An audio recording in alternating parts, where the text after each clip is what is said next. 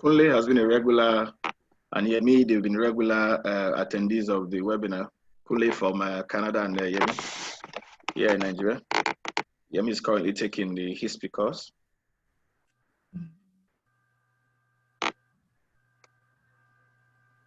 Yes. Kunle just sent something to the chat now. Thank you, Kunle, and I'm very glad it is helping you towards your career change at this very critical period. Thank you, and we also wish you share the good news with other people also, so they can benefit.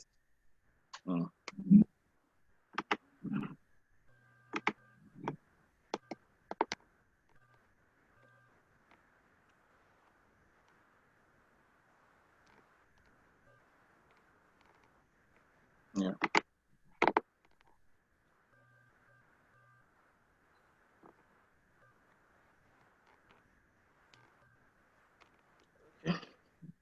Just a minute ago. Hi, Toyin. Thank you for joining in. We hope you enjoy it. Please need the Facebook feed. Yes, yes.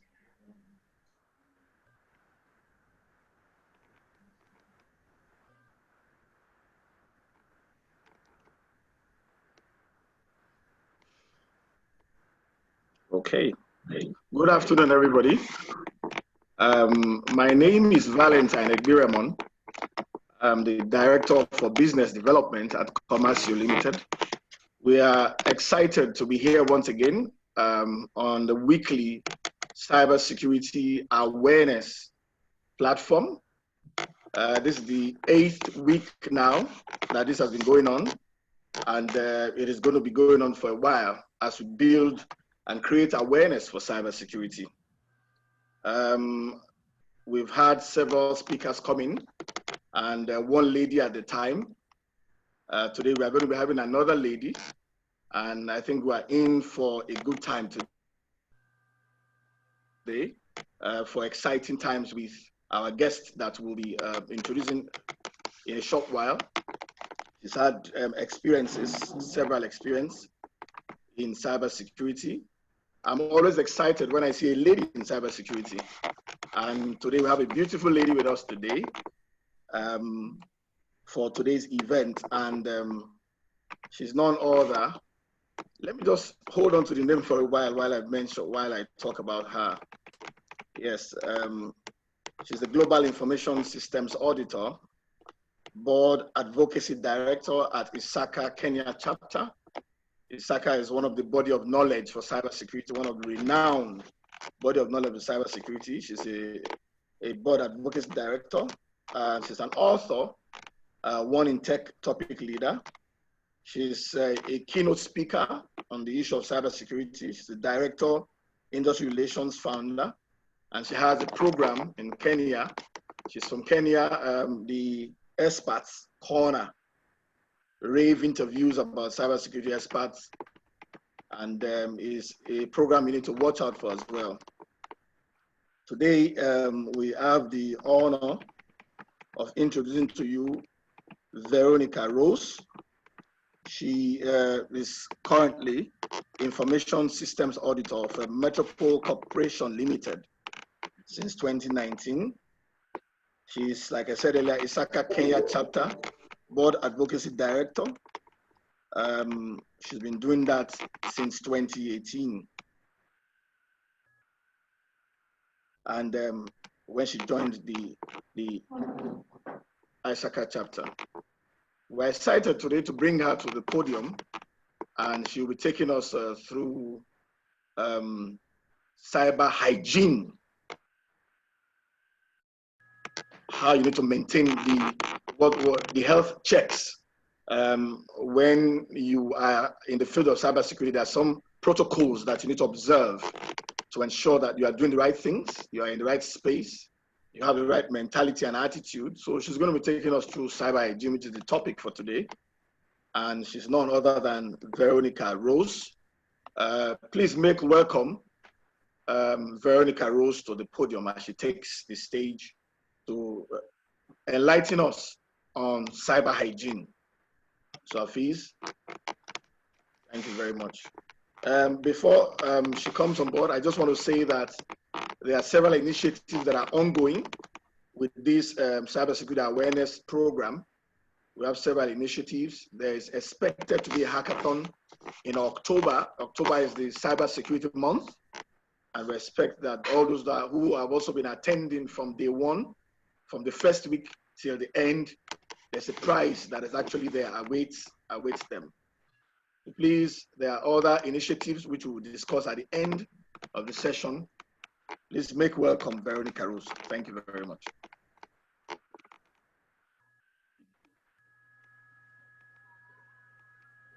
Okay, thank you, Mr. Ba, for the wonderful introduction, and also a big thank you to our guest speaker for today, Veronica Rose. And before we move forward, I'd also like to say a big thank you to all the attendees for joining in today. You know, without the attendees, there is no webinar. So thank you, everyone. And now going back to the speaker, before you go straight to the topic of today, with our usual tradition, can you give us a brief insight and history into your journey in cybersecurity, how it all started? Have you always felt as a child that one day you become a cybersecurity expert, or was it something that happened by accident or something? Just give us a brief intro, so before we go into the topic. Thank you, Valentine's and Affairs for inviting me today and hosting me, and thank you for the good question. Valentine's has done more of the introduction, so I'll just dive into the question you're asking me. I didn't dream of becoming a cybersecurity expert. Probably when I was born, cybersecurity was not something that we are thinking of like today. Yeah, so I'll briefly talk about my education background. I have a bachelor's degree in computer science and a master's degree in information systems. And I also hold a CISA certification, that is for Certified Information Systems Auditor. So you can see it was typically IT, not cybersecurity, but the CISA certification introduced me to cybersecurity in one way or another. So in my career professional journey, as I worked for a microfinance institution that was dealing with more of lending, but mobile lending. I don't know how it is in Nigeria, but in Kenya here, there are a lot of fintechs here, and the mobile lending business, it's something that is so booming. So I was in charge of overseeing IT projects, but one thing that used to surprise me was we come up with user requirements, user design and everything. But unfortunately, even the software developers themselves, they don't think of anything like security. There was nothing like security by design. So, and also for the outsourced applications, I could review them, even the service level agreements, I could review them, but you don't see anything related to security. How is our data saved or secured? Or if you're hosting for us this information, how are you making sure that it's secure, even during the migration period? I never used to see that. So I started questioning these questions to most of the people. Then I'm like, something is not going right. Something is not going right. Because you see, this company has been hacked. There are breaches that are happening. But then here we are developing a mobile lending platform, and we are dealing with private data from different individuals. And remember, banks or financial institutions in Kenya are highly regulated, but we are not implementing these controls. So that is one of the things that clicked my mind and made me to dive deeper into the cybersecurity industry. And here I am. Now, I can't say that I'm an expert, but I am in the industry. Thank you. Yeah. All right, thank you for answering that question. So to the attendees, today you have another story from one of our experts as to how they started their cybersecurity journey. So it doesn't matter what field you are in or what degree you have, you can always start your cybersecurity when you feel like it. And there's no better time to do that than now, because the demand for cybersecurity skills and expertise is really, really much, both in the local market, Africa, and in the international stage. So if you start your cybersecurity journey now, I can guarantee you that it is going to be a very, very exciting journey for you, and one that is going to be filled with challenges for those of us who like challenges. So Veronica, please, you can go straight to your presentation for today. So we have enough time for the Q&A at the end. All right, thank you. Thank you. By the way, I've also written an article on the certification that can take you through how you can get started in the cybersecurity career. I'll be sharing the link here so that at least our attendees are able to go through it. All right, thank you so much. Thank you. Allow me to share my screen, please. That's good.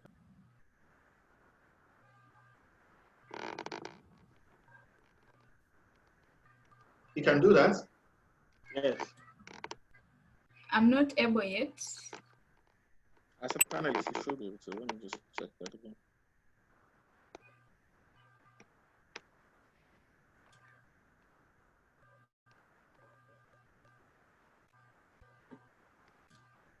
You, click on the share screen button. I think you should be able to.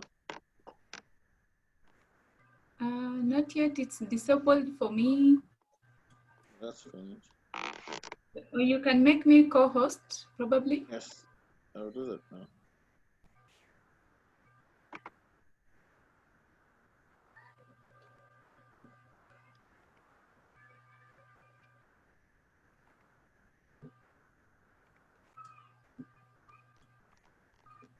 Okay. Yes, now I can share. Okay. Can everyone see my screen? Yes. Yes, I can. Okay. Yeah, so today we are talking about cyber hygiene, and this is not a technical jargon. And I'll still make a disclaimer. We are not going to talk about the big technical words that you always hear about cybersecurity. We're just going to talk about the basics, the basic things we are supposed to do to ensure that we are secure online and in our environment where we are. So I need to project this. Yeah. So an introduction of me has been already made. I'll not go again to introduce myself. So I think we can just go to the definition of cyber hygiene. So cyber hygiene, it's an equivalent to your personal hygiene. You wake up in the morning, you brush your teeth, you comb your hair, you shower, you know, you wash your hands after visiting the washroom or doing anything. And even the current situation of COVID is making us become more cleaner than even before. So consider it the same way.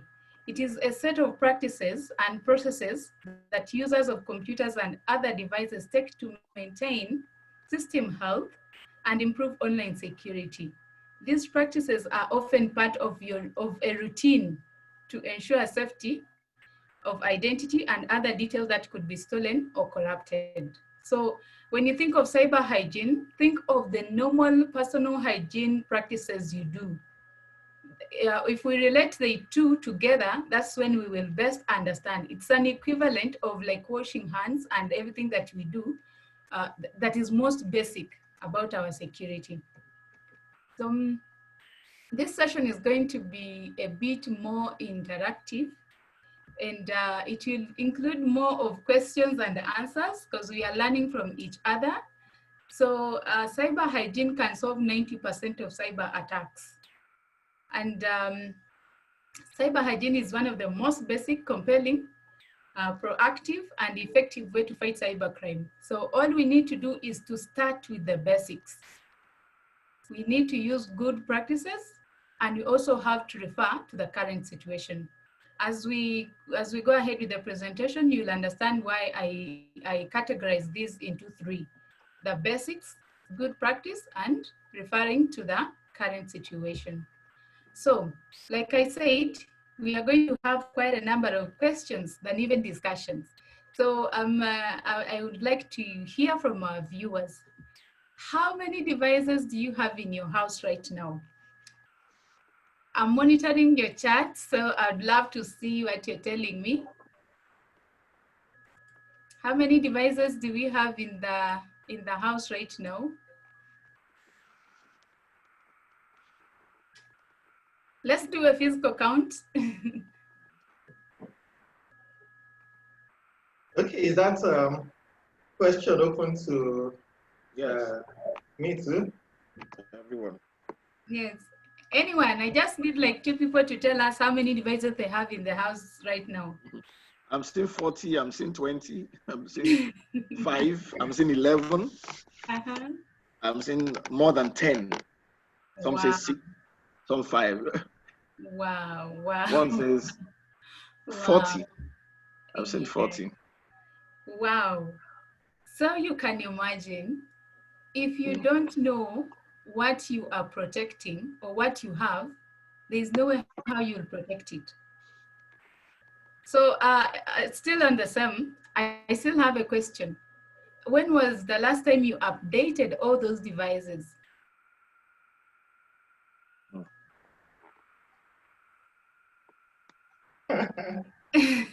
When was the last time? Yeah. Okay. What you said never. 3 days ago, 4 days ago. So that means, when did you I last said today. today? Yeah. So if you have never, so can we relate it that you have never taken a shower? Huh? Another question. Are they all connected to your home network? I want to see what is in the chat. Yes. They're all connected, right? More yeses, just 2 no's. Okay. Then some are. Right. So when did you last change the password of your router? Let's see what people have here.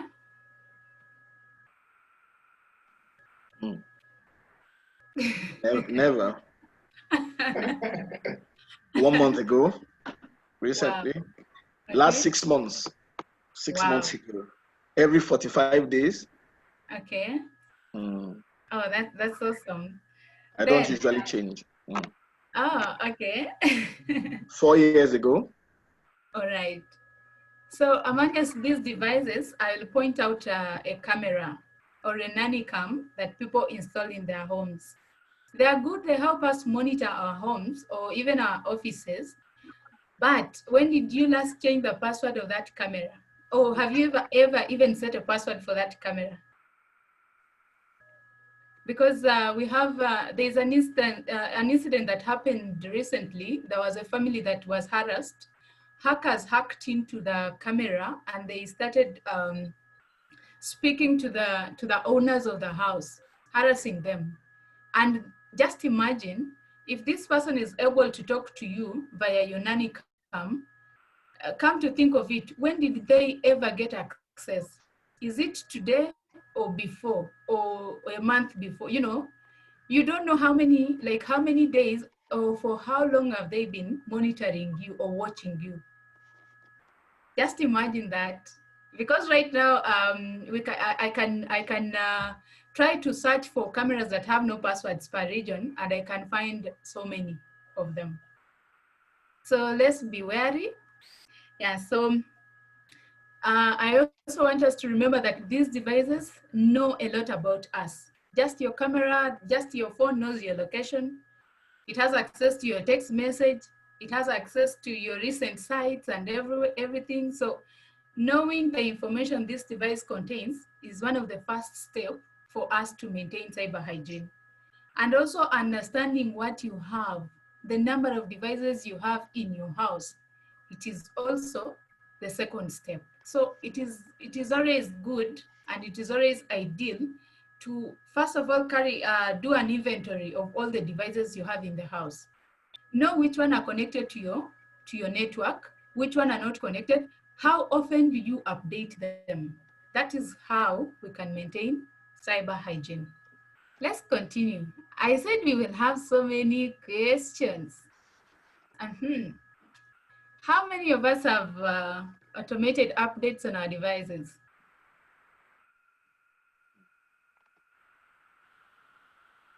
Okay, just for your computer. Are we in the category of those people who are like, when Windows sends a notification on your desktop, you say, remind me later? How many of us are in that category? Valentine's, help me monitor the chat. Yes. Yes. How many of us postponed the update to tomorrow or next week? I do lots of reminders to remind me. I have but not on my phone. Mm-hmm. I have on my iPad. 3 days later. You see? I dislike Windows, but I always accept security updates. Yes.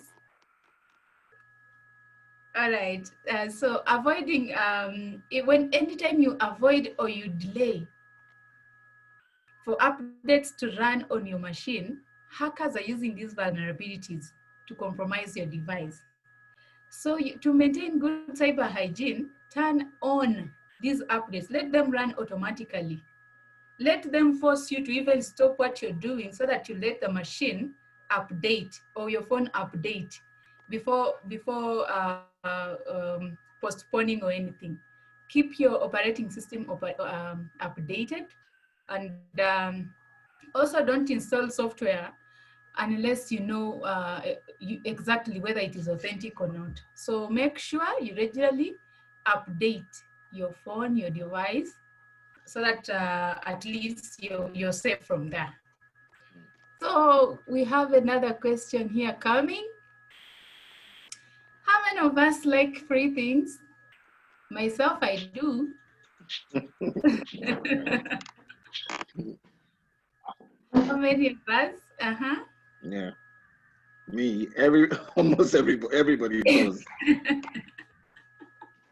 One said suspicious. Okay. I love freebie. One says suspicious. One says not at all. Majority I do. Okay, majority love free things. Well, we are human beings. We love free things. But remember, there is nothing for free in this world. So things like connecting to free Wi-Fi, sharing data, like you go to a mall, you're going to shop for something, but then someone stops you, please sign up here, and you get a voucher to visit such and such a place. Huh? Remember, they are going to offer you a box of popcorn. See this guy here? He's been offered popcorn, but his identity is stolen. Because popcorn is free, but you're selling your asset, your data. On the same, I can tell you it takes me 1 minute to convince you to hand me your email address, because I'll offer you this popcorn and you write your email address down. It will take me 1 minute to give you a free gift, and then you share with me your phone number. But remember, your phone number may be the access to everything. It takes one birthday notification for me to unlock your PIN or to even get access to your bank account. It takes me 1 second to get you to click to a malicious email because you're in a hurry, you don't want to verify. It takes me 1 connection with your Bluetooth device to steal your information. How many of us turn off our Bluetooth after use? Or how many remember? To turn, you turned off, you wanted to tether something or you wanted to connect, and then immediately after you disable. How many of us do that? We rarely. It takes me 1 minute. You just step away from your device. You've not logged out. Because sometimes, let me just say, right now we are working from home. You may say, no one at home can harm me. No one can do a malicious activity on my machine. You leave it unattended too. Just 1 second, someone will gain access to that device. It takes me just one connection on social media to get to know about you, your life, and everything from the day you were born to date. And imagine this takes me, or it may take any other person who is raising this awareness. It may take them 20 times to remind you to maintain cyber hygiene or to be vigilant when you're online.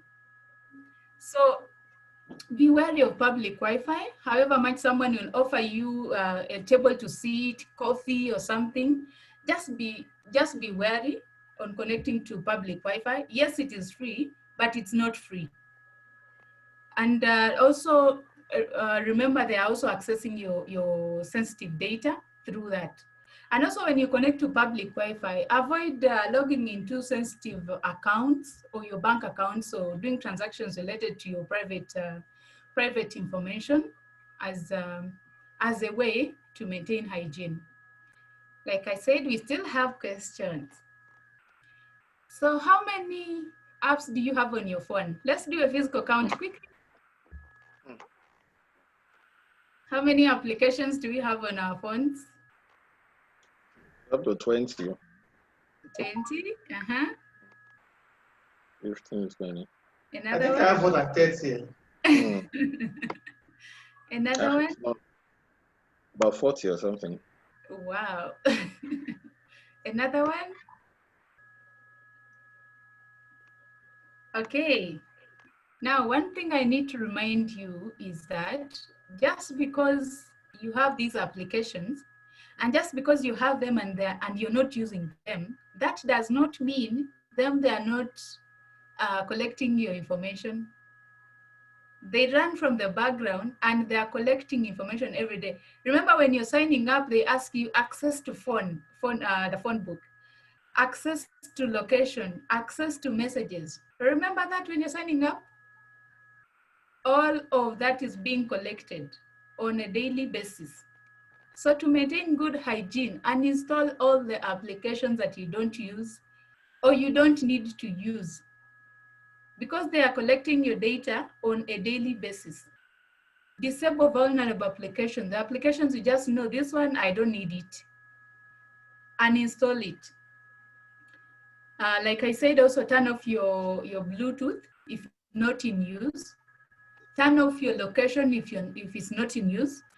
Because don't be like I have nothing to hide. You have everything to hide because your data is an asset to a tech giant. So remember, if you don't need an application on your phone, uninstall it. You don't need it. So let's continue. How many have licensed antivirus on our devices?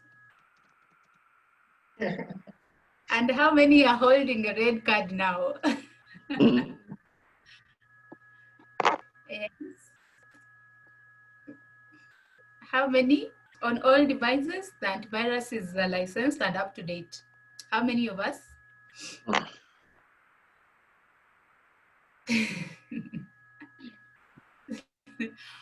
So this is like begging the bad guys to come and attack you. Yes.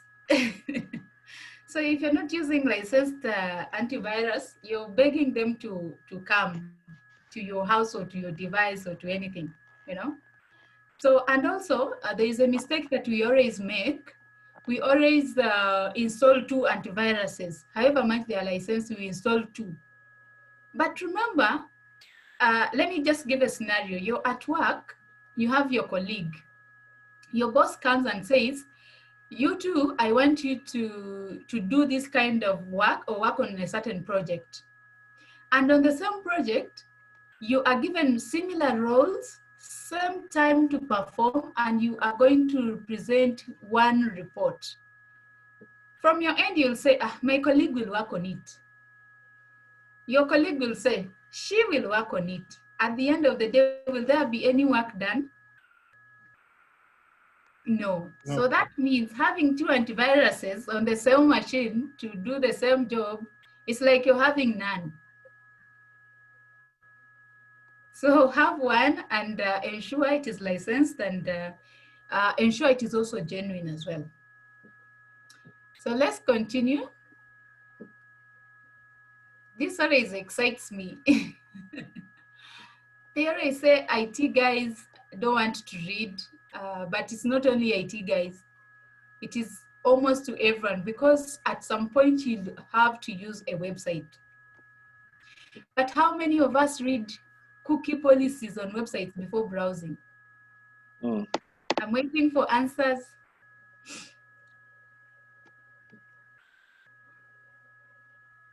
One person. Yes. Huh? Generally, I do. I'm having a lot of I do's. Yes. Only one person saying never yet. Okay. Never. Someone says not at all. Okay. Someone says I have sandblast. Okay, I do sometimes. Sometimes I do. Okay. But remember, those cookie policies are put there for a reason. Someone says it wastes my time. It wastes my time. I like Well, it wastes your time, but they are put there for a reason. And that one reason is to let you know that they are collecting your data. They are collecting your information. They are even getting beyond what you expect that they're collecting. That is why it is there. So read cookie policies, privacy statements on websites, and these days, after the enactment of the GDPR, you notice that most of the websites, they keep on updating their privacy policies, if you notice. Because anytime now you open a website, there is a cookie policy. When you go back after 1 week, you'll find that you need to accept again, because the law requires them to keep on reviewing them and refreshing them. So also remember to clear your browser after any search. Some people will say it is my machine, why should I? But you accepted on something, and your history, whoever accesses it, we don't know. So this is good hygiene, to always clear your browser after accessing any website or something. So only visit websites that you know of or are authentic. How to check for website authenticity? You can check out on the you can check out for the green padlock, but these days it is not even green. There's a padlock on the URL there, up there. You can check to verify the authenticity of this website. You check out also the content as well to be sure that that the site is secure, that you are browsing. So like still I said, we still have questions. So how often do you change your password?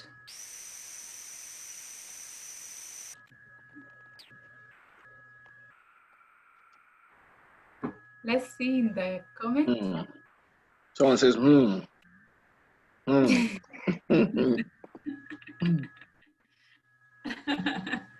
Yes. I can't remember. Once monthly. Okay. Comments. I hardly do. Never, Okay. never unless I'm hooked. Depends on what the password is for. Once in a year. Wow. Haven't changed since I got my laptop. Every 90 days. Interesting. So one thing I want to remind our audience is your password is the only line of defense between you and the hacker. So how often you change it, how you change it, just know that is the only line of defense you have. So avoid sharing your password. Like, this is my friend, they can access my accounts. No. Right now, we don't trust no one, so don't share your password. And also, I recommend you use different passwords for different accounts. You may say that, now how can I have, I have like thousands of accounts, how can I use different passwords? Well, it is simple now. because you can use a password manager so that you don't forget your password, but ensure each account has a different password. We have quite a number of different password managers. We have, for example, LastPass is a free tool. We have a sticky password. It is also a free tool accessible, and also others. You can just try to at least have a password manager, but ensure all your passwords are different per account. And also change your passwords frequently. It does not matter the complexity or length or something, but ensure you change them often. Because cyber criminals don't focus on technology today. Have you heard of human hacking? Hackers now hack humans. They don't hack systems. Because if I get access to your password, I have access to almost everything you have. So ensure that you change your passwords as often as you can. It is your hygiene that will spare you, not anyone else. Hackers will target people to gain access. And you can also try to encrypt your hard drive just in case your computer or phone is stolen. Anyone who steals it will be unable to use it because it's you who has the key to unlock it. Still on the same thing on password, enable two-factor authentication on your user accounts so that your password is matched with another way of identifying you, like maybe your fingerprint, maybe your iris, something like that. And also to ensure that, or to check whether you've ever been breached or your password has ever been breached, you can go to, there is a site for haveibeenpwned.com. You can slash password. You can check whether it actually allows you to search multiple data breaches to see if your password has ever been compromised. So that can help you to know whether you're safe or not. So another question, how many email addresses do we have? We are trying to maintain hygiene here, online and offline, but how many email addresses do we have? What is on the chat now? 33424. At least 10. Israel. Wow. I like that. So apart from the corporate email or emails, because you may be working for either more than 2 people or 2 companies, but you should have at least 3 email addresses, your personal email addresses. Why do I recommend this? It is because if you have one email and it's the one you use to access your bank account, it's the one you use to access, even sign up for free things like the way we said earlier, you've already compromised yourself before even the attacker comes to attack you. So have at least one email, this is just for sensitive activities or corporate activities. Have another email because you need to subscribe to either a newsletter or any other resource. Have a different email for such normal, normal activities. And then another maybe for your academic programs and so forth. So have different types of emails dependent on the type of work you're doing. So same on email, you can check to see whether your email has ever been compromised. Just go to have I been pwned, just search have I been pwned. Then you type in your email address. You'll be able to see whether it actually allows you to search across multiple data breaches to see if your email is one of them. Because you may find that someone else is using your email and you don't even know. So check out for that as well. So let's continue. Let's be honest here. Have you been scammed before? Or have you been a victim of social engineering? Honesty. Let's wait in the chat. What is there?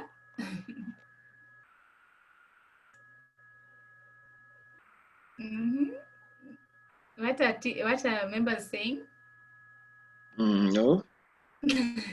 No, never. No, no, no. Ah, you're lucky. I've not been scammed, but I've had encounters. Okay. They always tried but failed. That is awesome. All right. So since we are talking about hygiene and we are talking about personal hygiene in relation to cyber hygiene, let us remember also that story when we were growing up, when we were young, we used to be told, never speak to strangers. Does it still resonate with us today?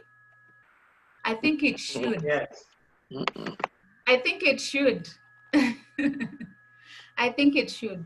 But yeah. Are we following it? I think that's why we are here today. So just because you've never been scammed doesn't mean you're safe. Prepare for the worst. I'm not here to scare you, but this is the time to prepare. Be ready for anything that may happen because everyone is vulnerable and hackers are hacking human beings. They're not hacking systems.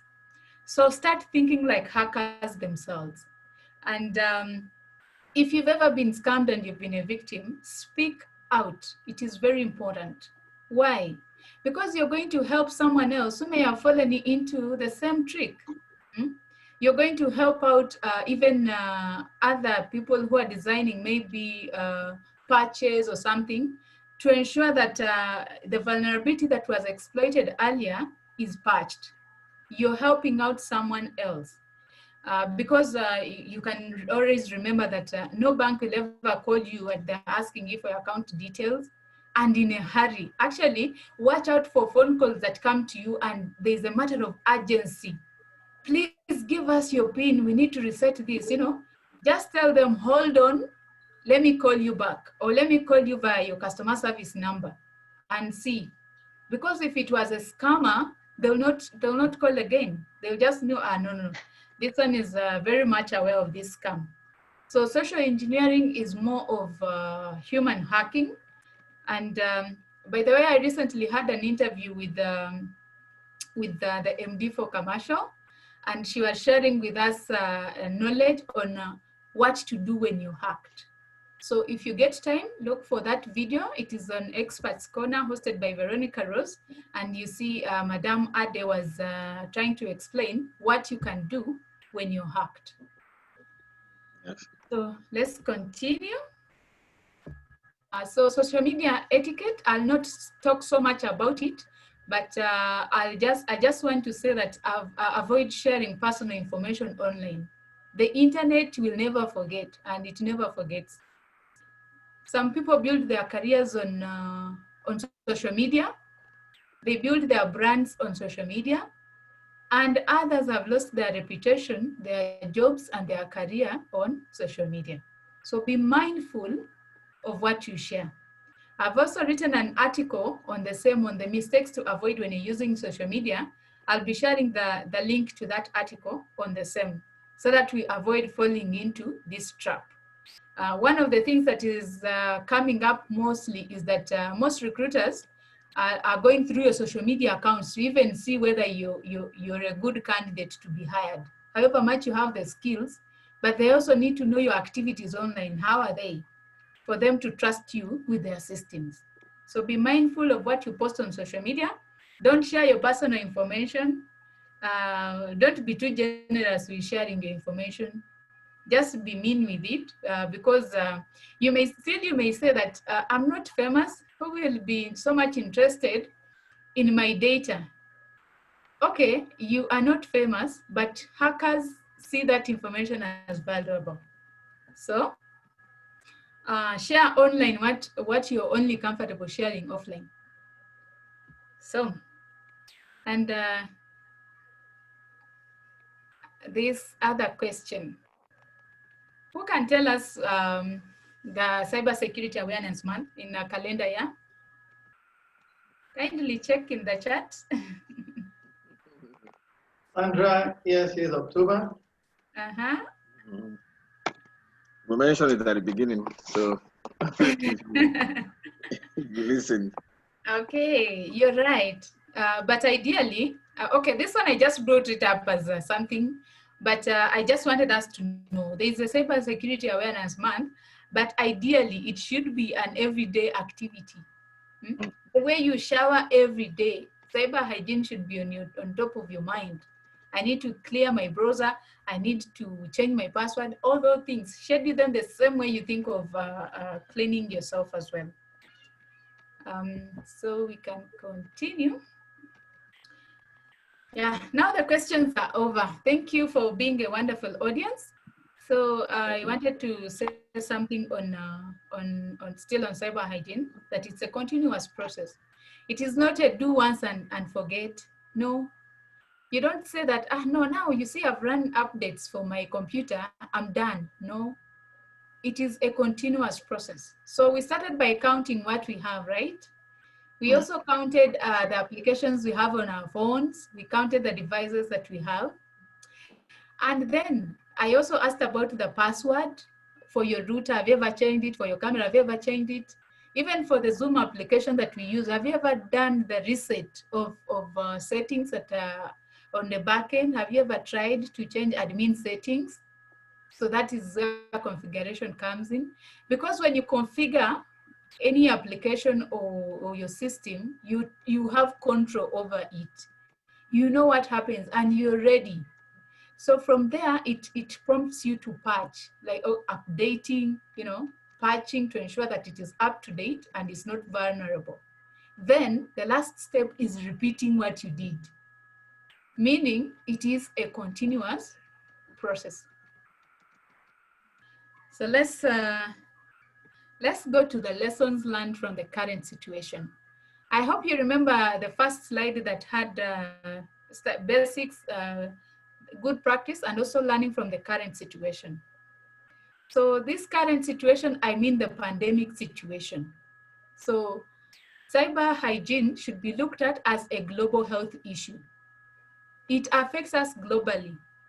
I cannot say that because me, I'm in Kenya, you people, you're in Nigeria, the cyber attack can only happen in Kenya. No, it is everywhere because everyone is online, So as individuals and society, we must remember that practicing basic hygiene is what will see us through. And if your computer is infected or your device is infected, it will affect everyone on the network. So if you're here, don't assume that me, I'm safe because I live in West Africa. No, everyone is vulnerable. Then let us learn from washing hands. I'm sure we are always washing our hands, right?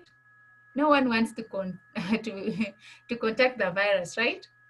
So, and I wish actually washing hands was automated. What do you think about it? I wish washing hands was an automatic thing, but anyway, it cannot be automatic. So let us run updates the same way we wash hands regularly. Let us ensure we also run updates the same way, or let updates run automatically. Then also number 3, the global health community is working together. So let us work together, regardless of where you are, to fight cybercrime. And I'm very happy of this initiative that Comercio is doing of creating awareness. If we don't work together globally, there's nothing we will achieve. At the global level, there is a coordinated response happening that is likely to prevent the disease from taking the epic or a toll on human life. So with cybersecurity, we should also develop and implement a similar model. At a global scale, let us start with the basics and let us ensure cyber hygiene is the norm for us to ensure that we are even secure offline and online. Then lockdown, okay, most countries have lifted their lockdowns, but now this one relates to our personal data. So someone who wants to spearfish you has to get your personal details to be able to spearfish you. But how complex is your password? Or do you just write your password everywhere? Anyone can, or you even share it online, you know. So avoid spilling information everywhere, because even someone just knowing your pet name or the name of your child, and they know you love that child a lot, they can relate it that this is your password, you know, and they have access to your accounts. Then also let us learn from sanitizing still or washing our hands still. Let's have a routine of cyber hygiene. The same way we wash our hands, that is the same routine we should have in place to ensure that our software is up to date. And here we can benefit in two ways. Maintaining necessary computer and software to run to ensure that at least our computers are running as efficient as we expect. And also lastly, subscribe for updates on cybersecurity. This should have come in as a question to ask you, how many of us have subscribed to cybersecurity news or updates? Because majority of us have subscribed to information from Ministry of Health or World Health Organization, but to get updates on COVID. But how many of us have subscribed to get news about cybersecurity? Notification of a new attack, or how to avoid these, or how to even practice basic cyber hygiene. So we can also learn from the current situation and implement these in our environment. I've written an article called The Cyber Pandemic. You can also go review it and see, just in case a cyber pandemic happens, how it will look like. So you can go through my library of articles and also review that.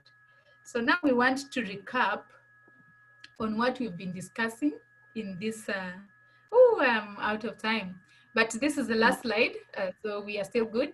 Yeah, so let us remember this. Cybersecurity is not a do it once and forget.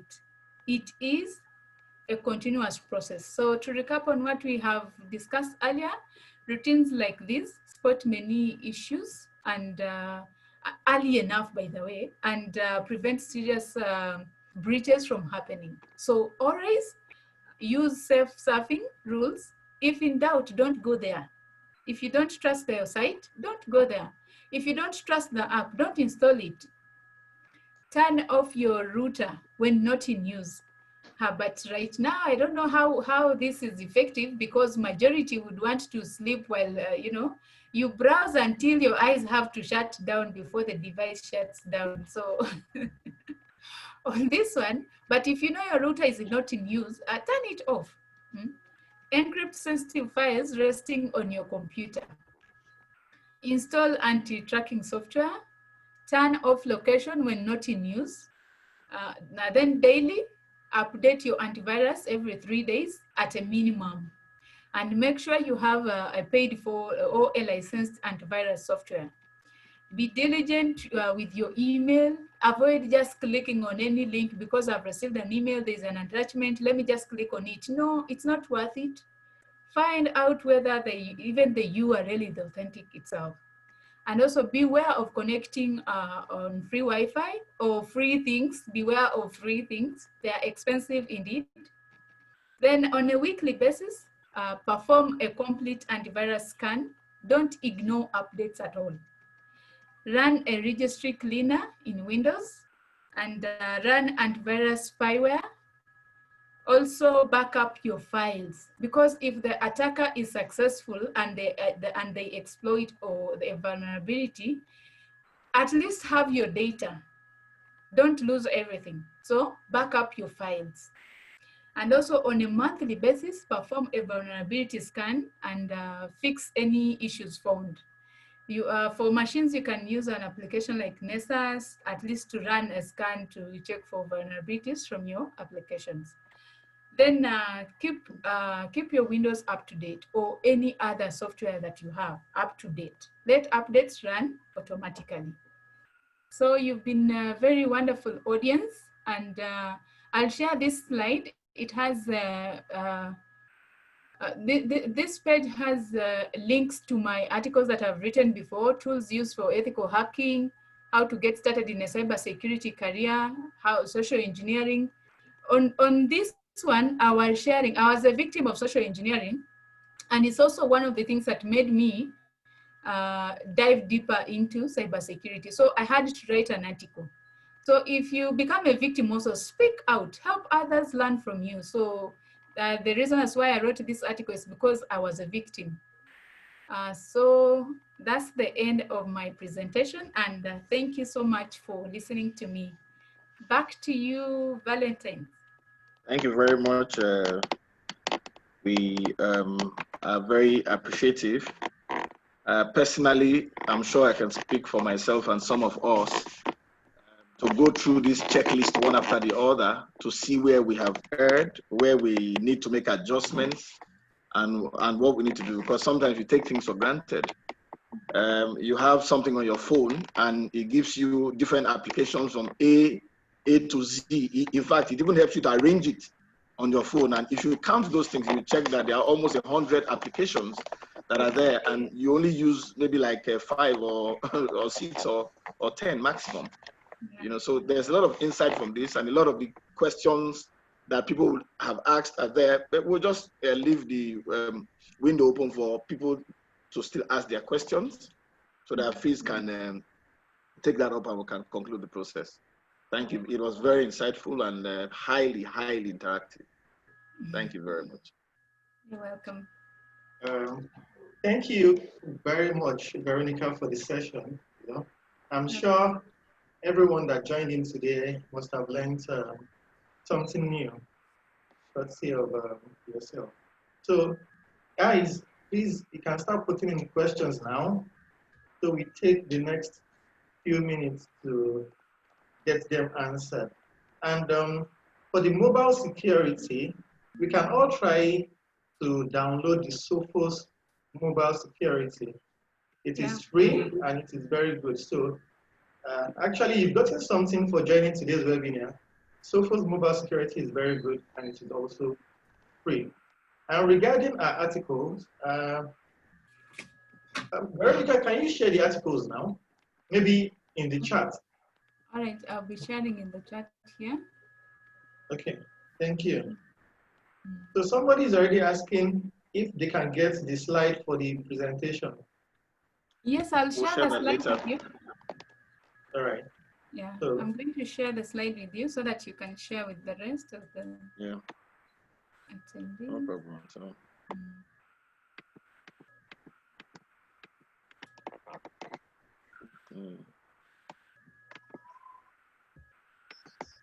So the Q&A. Okay. Okay, so guys, you have the articles in the chat section. You can click on them and check them out. And in case you'd like to connect with Veronica later and you would have questions to ask her. And also, I ran an online session, discussions with professionals. So in case you want to talk about cybersecurity, IT governance, data privacy, you can inbox me. I can host you. I've hosted Madame Ade. So whoever wants to be a host on the channel, just write to me and we make arrangements on the same. Okay, thank you for that also. So questions. Okay, there's a question from Adiola Egbeyemi. How can a lawyer become a cybersecurity advisor? Is there a recognized certification? Oh, thank you for the question. I think cybersecurity, you don't have to be like you're from a complete tech background to join cybersecurity. We start with the basics. The same way, even you can check my presentation. I've been trying to avoid the technical jargons.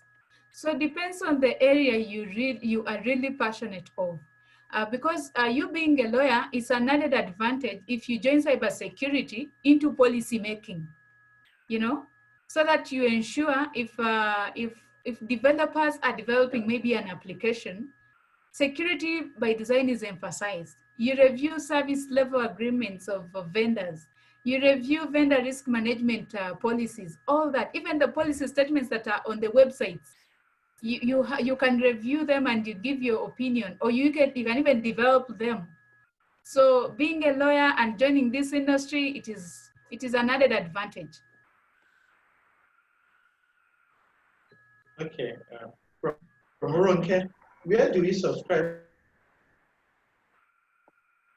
for cybersecurity updates? So I think she's talking about maybe newsletters and likes. Oh, okay. There are quite a number of resources. There are so many, but I'll just share what I have subscribed to that I find useful. I am an ISACA member, so I have subscribed to ISACA journals, resources on cybersecurity and everything. I've also subscribed to Forbes. I've subscribed to InfoSec Mag. Oh, there are so many. I can't say all of them. But I'm always eager to get updates on cybersecurity. Okay, so okay, so you can just go online, search for cybersecurity newsletters, and subscribe to them. And they are via email or on your social media handles. You can always get news from anywhere. Okay, this question is from Israel. By you talked about avoiding free stuff. Why do I then use a free tool to manage my password online? Are the free tools safe? Thank you for the question. Well, free things are always expensive indeed, but ensure at least if it is free, it is from an authentic vendor. For example, look at Zoom itself. Zoom, there's a bit that is not licensed, and there is also a package that is licensed, but at least you know the owner or the vendor is authentic. So check out for authenticity for a free service. Thank you. Yes. Chukwemeka Ejiofor. Yes, ISACA. Yes, that's what she means. Please, it is if you could put the questions in the Q&A part so that we can capture it immediately, rather than go through the comment, the chat part where there's a lot of information overload. It will help. And this is from Fanny Babawale. He said, how often should I update my system against cyber theft? It depends on what you're running on your system. But for your antivirus, ensure at least every 3 days you run your antivirus. And then for your system, it will always depend, but don't take a week or a month without running updates. Okay. So this question is from Isa Musa. Okay. Please, he said an interested person can inbox you. Through which medium, please? Example, Zoom, Facebook, etc. So if they want to get in contact with you, how do they do that? Okay, let me share my LinkedIn. LinkedIn. Yeah, LinkedIn is the best. It's where I can do the communication perfectly. So just write to me via LinkedIn. I'll be able to respond. Okay. I'm sharing my LinkedIn here.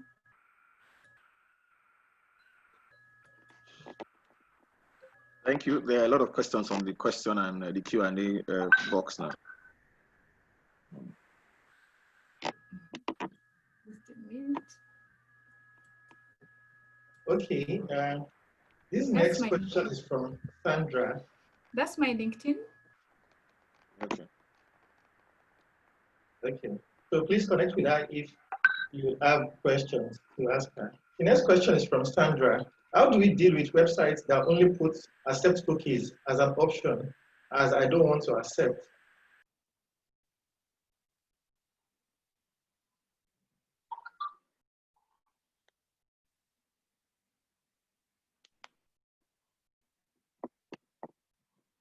Hi, Veronica, can you hear me? Hello.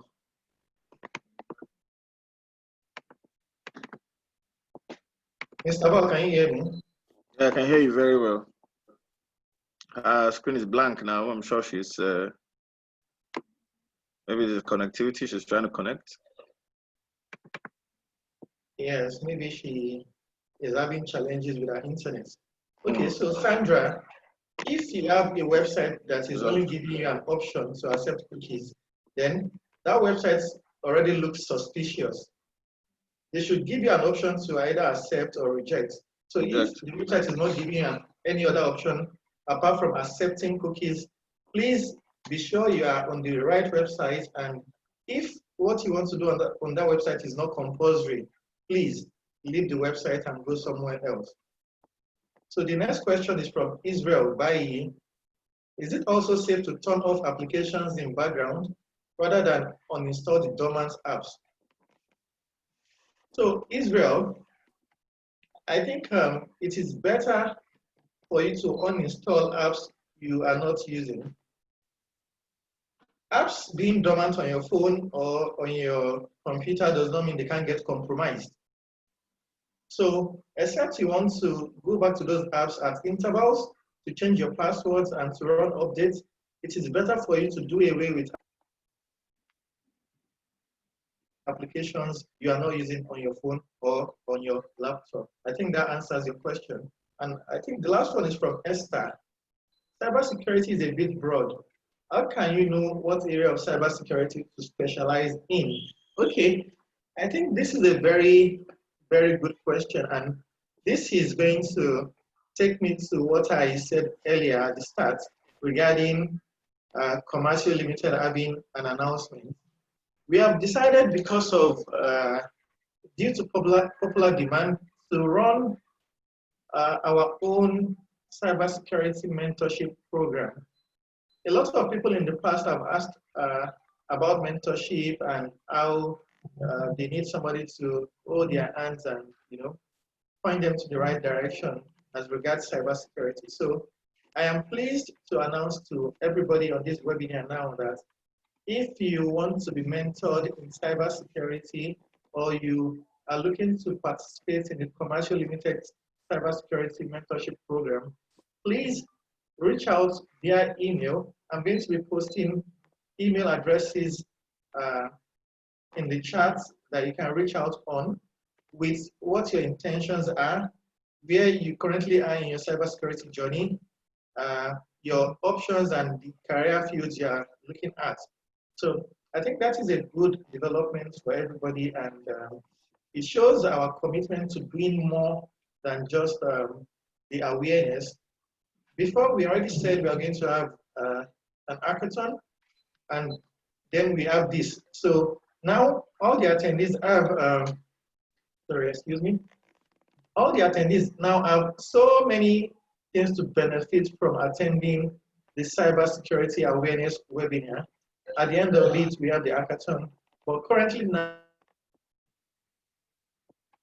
now we are starting the mentorship program for graduates, undergraduates, even people looking to change careers because of the pandemic and to become a cybersecurity expert or practitioner. Reach out to us and feel free to join our mentorship program. It is absolutely free, so you're not getting charged for it. But in the course of the program, you might be recommended to take some paid courses for your own development, not towards the mentorship program. So that is the announcement I said I have towards the end of the webinar. So, Mr. Val, do you have additions? Okay, there are a couple of questions. Some people posted on the chat rather than on the Q&A session. One says, what is the relevance of cookies? What is the relevance of cookies?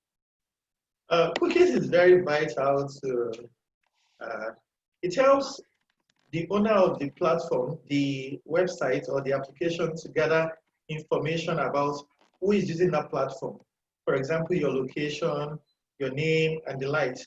So that is why, because of GDPR, you actually have website owners asking people to either accept cookies or reject. If you choose to reject and to leave the website, it means you are telling them you don't want to share any information of yours with them, which is fine.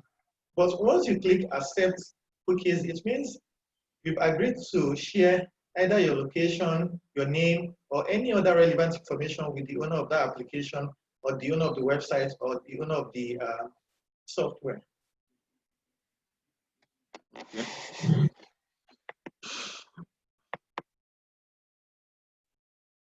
And just to add that it keeps the user logged in as they browse from page to page.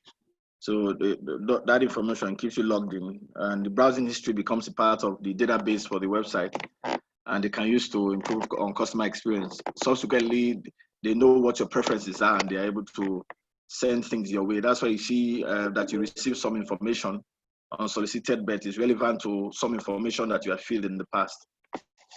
It's just a means for them to establish that continuous relationship with you as well. That's for genuine sites, but hackers exploit it and use it the wrong way to track your information and begin to create havoc. Okay, I think there's another question there.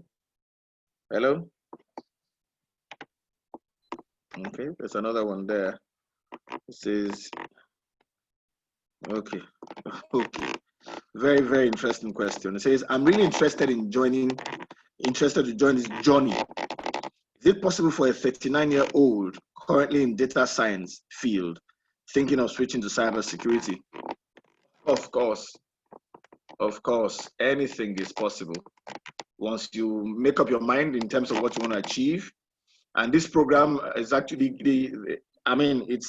there are a lot of constituents who benefit from this program, but the series addresses three particular areas first, before any area.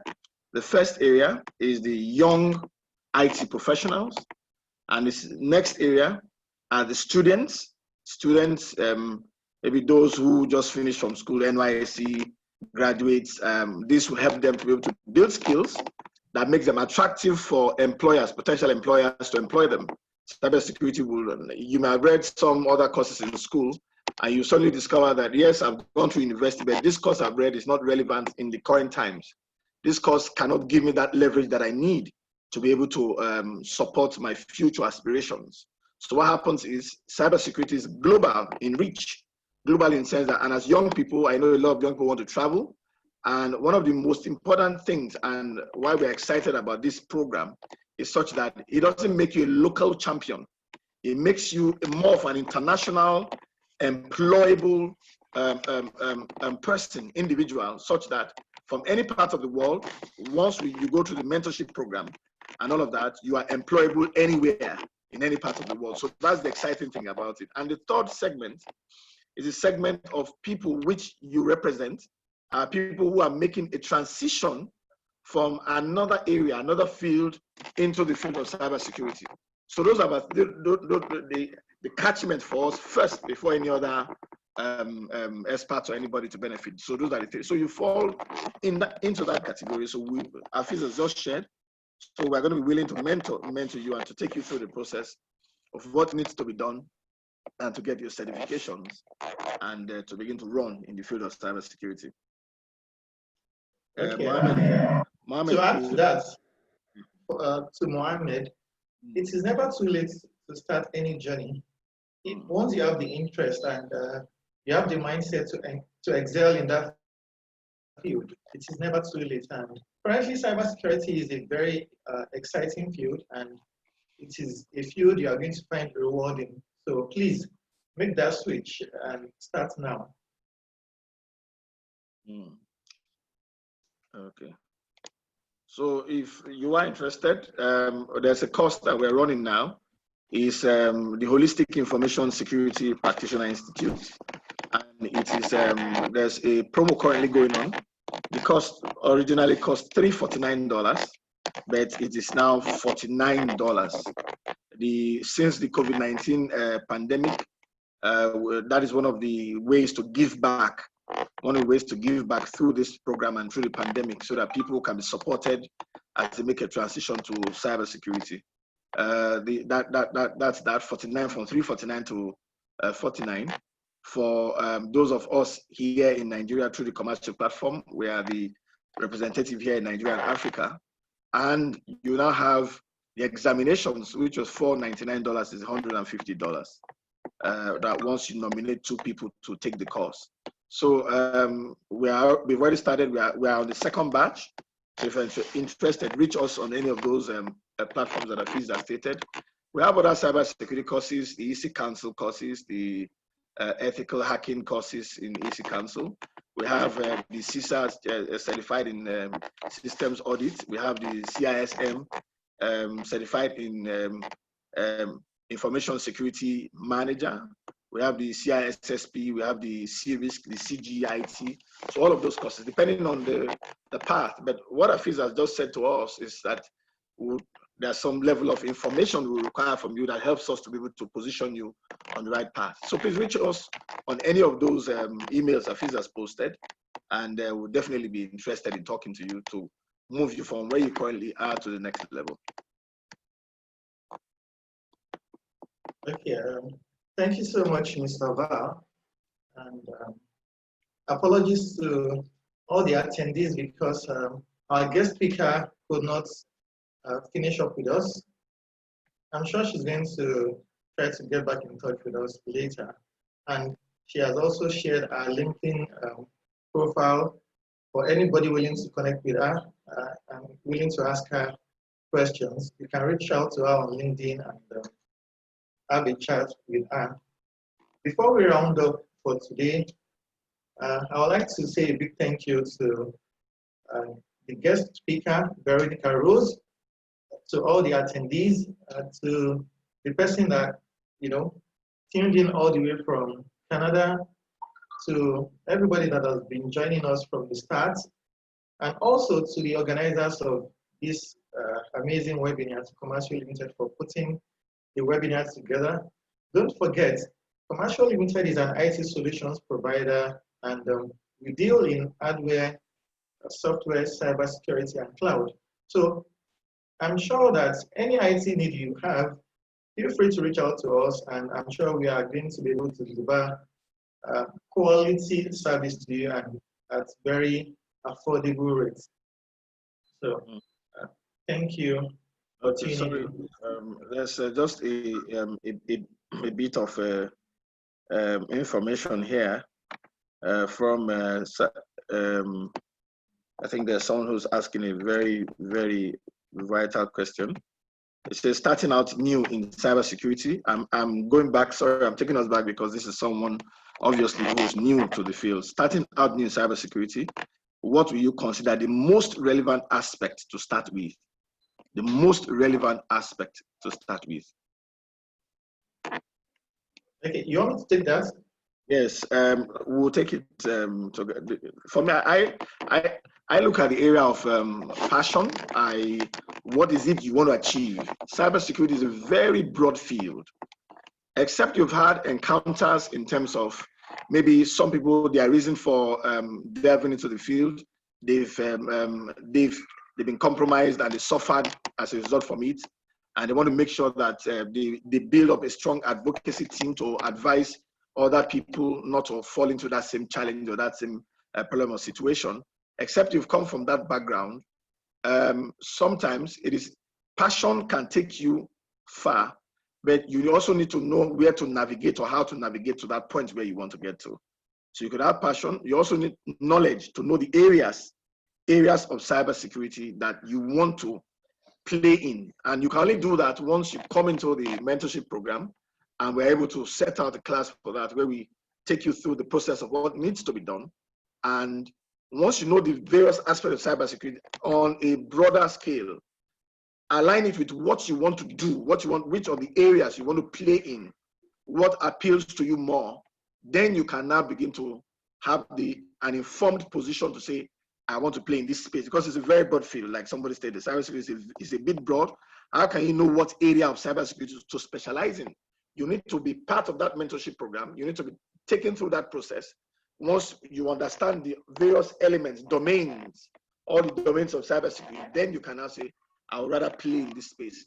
One thing that we've also observed before maybe Afis takes over is that a lot of people pass through some certain foundational process that is good for you. The CISA certified in systems audit gives you a broader scale in terms of IT audit to know what all of those. I mean, there's a lot. IT talks about the IT service management and all that. You have domains, the ethical hacking one that talks about something different. You have the COVID 2019 talks about IT governance and all that. So there are different aspects. A lawyer discussed earlier, and she said, as a lawyer, what can I do?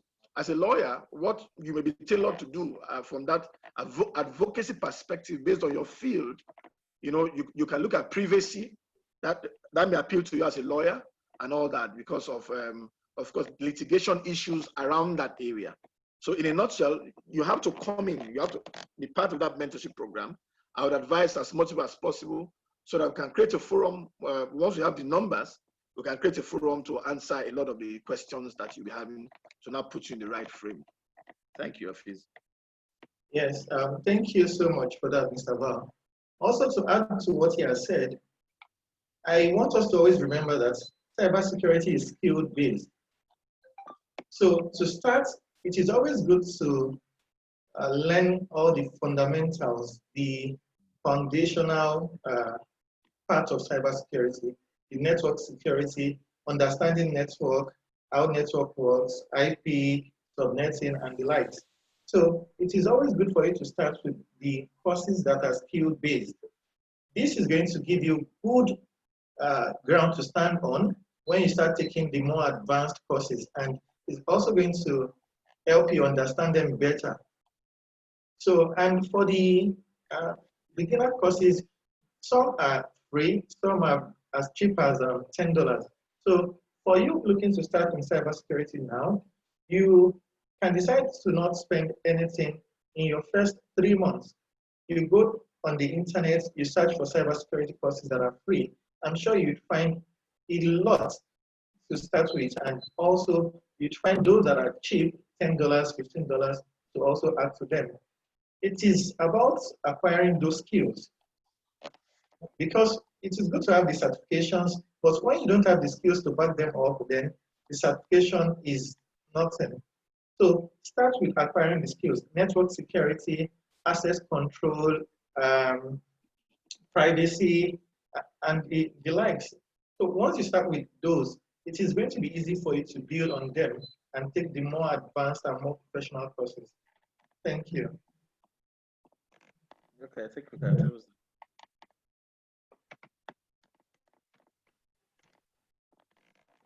I think we can close now then. Okay, we have Veronica back in.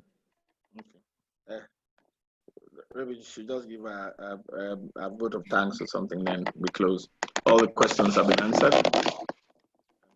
I'm sorry, my electricity got it went off, but I welcome the questions. They can be sent to me. No problem. I can still answer, and then also share together with the presentation. I had already shared the presentation with Ade, but still on the same, I can still do it. So I would like to thank you for hosting me today. And you were an amazing audience, because it's been an interactive session. So thank you so much to the organizers, to the moderators, and to Comercio Limited. Thank you. Thank you so much, Veronica, also for taking our time, and also for trying your best to join back in to give us the closing remark. Thank you so much for your time, and I'm sure we are going to bring you back at a later date also to speak on another aspect of cybersecurity because of your, experience and the knowledge you have. Okay, Mr. Val. Okay. Yes, thank you very much. Comercio Limited, we have 5 focused areas: cybersecurity, cloud, hardware, software development, and ICT solutions. So please contact us. Our details are there.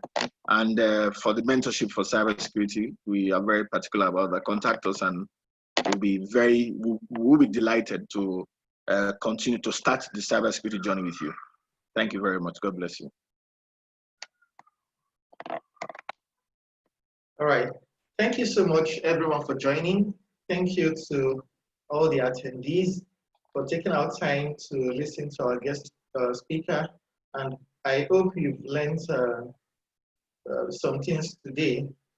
Same time next week, as we bring in another special guest to speak on another aspect of cybersecurity, which we promised for it to be interactive and very educative. Thank you everyone for joining in, and have a very wonderful Monday afternoon. Goodbye. All right, bye. Bye-bye.